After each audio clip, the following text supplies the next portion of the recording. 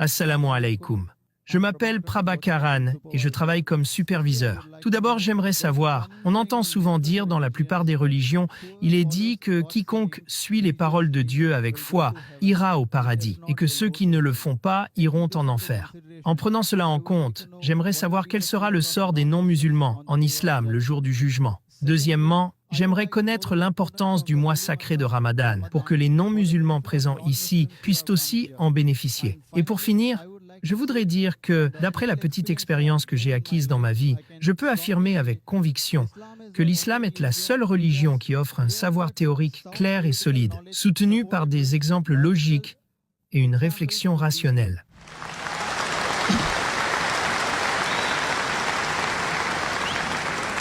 Le frère a posé 3 questions ou bien alors 3 affirmations. La première question était que toutes les religions disent que si vous ne croyez pas au commandement de Dieu, vous irez en enfer.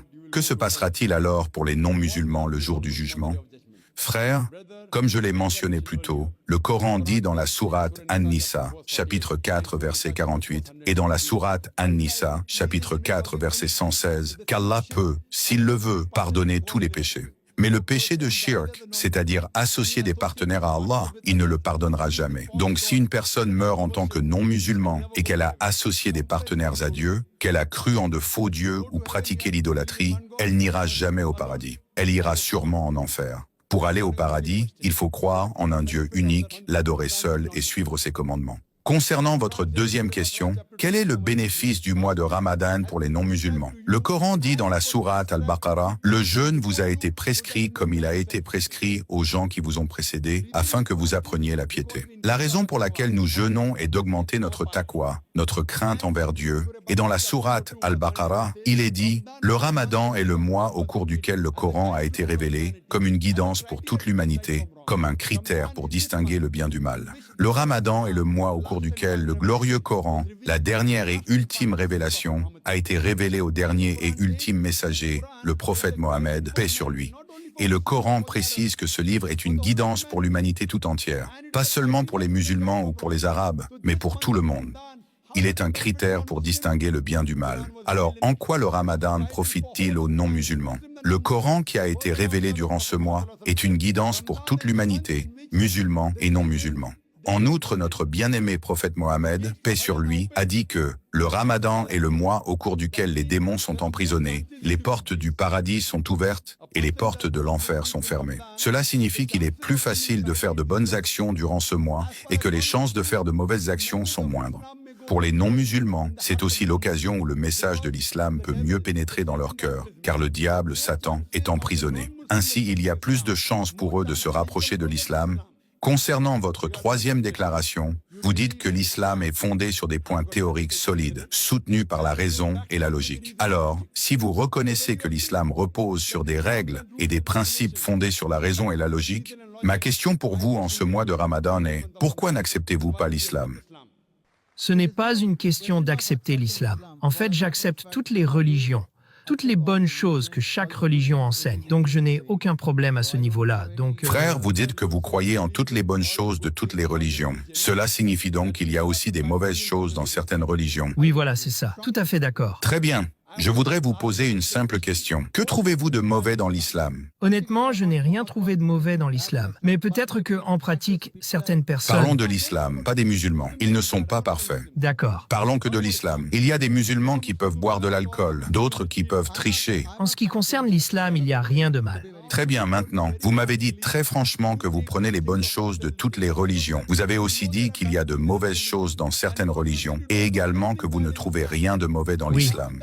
Donc, si les autres religions ont des aspects bons et mauvais, mais que dans l'islam vous ne voyez que du bon, imaginons que je vous donne 2 verres d'eau. L'un est rempli d'eau pure et l'autre contient de l'eau pure avec une goutte d'urine. Lequel choisiriez-vous? De l'eau pure, bien sûr. Donc l'islam est une religion pure, sans altération. Maintenant, Si vous savez qu'elle est pure, et si vous avez soif, vous boirez cette eau pure, n'est-ce pas? Mais dire « je crois qu'elle est pure, mais je ne la boirai pas » n'a pas de sens, t'es d'accord avec moi? Prenons un autre exemple. Si je veux m'inscrire dans une université, je fais mes recherches et je découvre que c'est la meilleure université. Pourquoi alors ne pas s'inscrire? Dire « non, je vais y réfléchir » n'est pas logique. À moins que vous n'ayez pas les moyens de payer les frais de scolarité, auquel cas vous diriez « l'université est très bonne, mais trop chère, mais l'islam est gratuit ».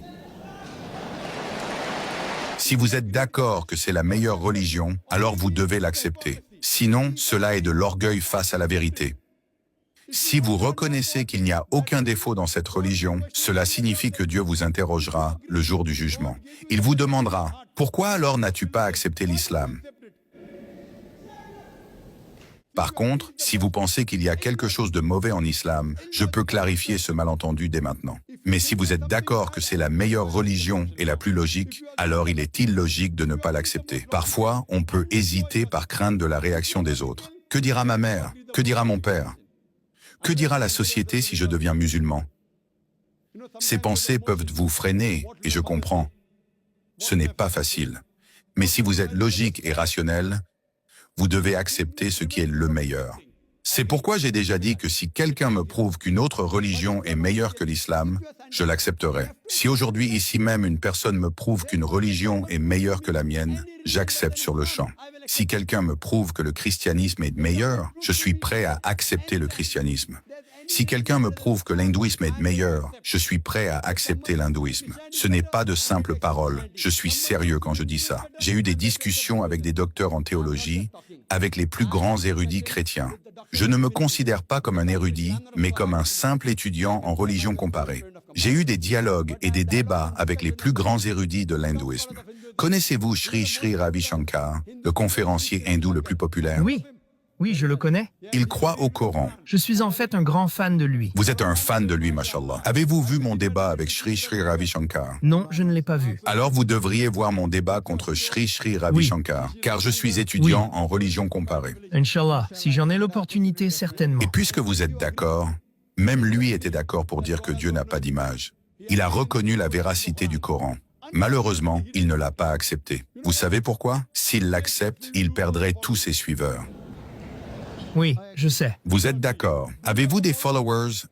Avez-vous des suiveurs, frère? Non, je n'ai pas de followers. Très bien. Alors qu'allez-vous perdre? Peut-être quelques amitiés, peut-être quelques proches. C'est difficile, c'est vrai. Mais si vous connaissez la vérité, vous devriez l'accepter. Il n'y a rien de mal à cela. En fait, jusqu'à présent, je n'y avais pas pensé, car c'est la chose la plus difficile et la plus dure à faire dans ma vie. Réfléchissez-y aujourd'hui. En ce mois de Ramadan, vous m'avez demandé comment cela peut bénéficier aux non-musulmans. Cela peut leur être bénéfique en ouvrant leur cœur à la vérité. Donc je vous invite à y réfléchir. Si ce n'est pas aujourd'hui, il reste encore 2 ou 3 semaines jusqu'à la fin du mois de Ramadan. Si ce n'est pas aujourd'hui, acceptez pendant ce mois béni, cela vous sera bénéfique. Et Inch'Allah, je peux vous dire qu'en acceptant l'islam, tous vos péchés passés seront pardonnés. Ainsi, si vous acceptez l'islam aujourd'hui, et si quelque chose devait vous arriver, je peux dire avec certitude que vous irez au paradis. Je ne peux pas en être sûr pour moi-même, car au moment où une personne accepte l'islam, tous ses péchés passés sont effacés. Si vous acceptez l'islam et qu'il vous arrive quoi que ce soit aujourd'hui, Inch'Allah, vous irez au paradis. Merci beaucoup.